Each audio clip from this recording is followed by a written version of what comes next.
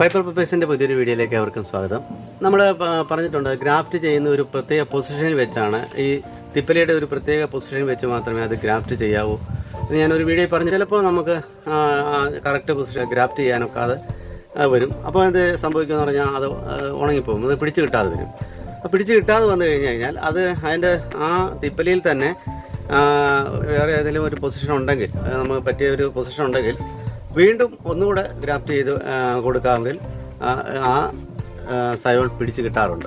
അക്കാര്യം നിങ്ങളെ കാണിക്കാൻ വേണ്ടിയാണ് ഈ വീഡിയോ ചെയ്യുന്നത്. ആഴ്ചയ്ക്ക് മുമ്പ് ഗ്രാഫ്റ്റ് ചെയ്ത ഒരു ചെടിയാണിത്, തിപ്പലി. പക്ഷേ ഇതിൻ്റെ മേളിലെ ഗ്രാഫ്റ്റ് സയോൺ ഉണങ്ങിപ്പോയിരിക്കുകയാണ്, അത് കിട്ടിയില്ല, പിടിച്ച് കിട്ടിയില്ല. അപ്പോൾ നമുക്ക് ചെയ്യാൻ പറ്റുന്നതെന്ന് പറഞ്ഞു കഴിഞ്ഞാൽ, ഈ പറഞ്ഞ പോലെ അതിൻ്റെ താഴെ ഇവിടെ ഇച്ചിരി ഒരു പരുവത്തിനുള്ള ഒരു ഭാഗമാണിത്. ഇവിടെ വേണമെങ്കിൽ നമുക്കൊരു പുതിയ സയോൺ പിടിപ്പിക്കാം. അതാണ് നമ്മൾ കാണിക്കുന്നത്.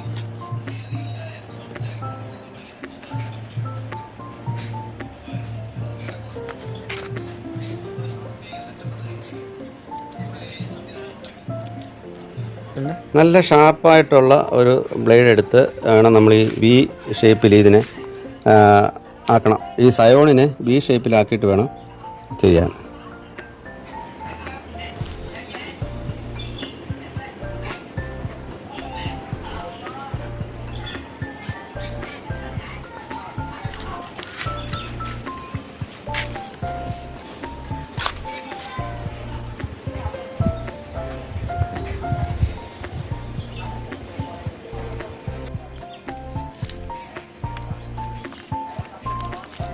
ഗ്രാഫ്റ്റിംഗ് ടേപ്പ് വെച്ചിങ്ങനെ അത് വെള്ളം കയറാതെ മേളി വരെ ഇങ്ങനെ ചുറ്റിയിട്ട് വെള്ളം കയറാത്ത വിധത്തിലാക്കി വയ്ക്കണം.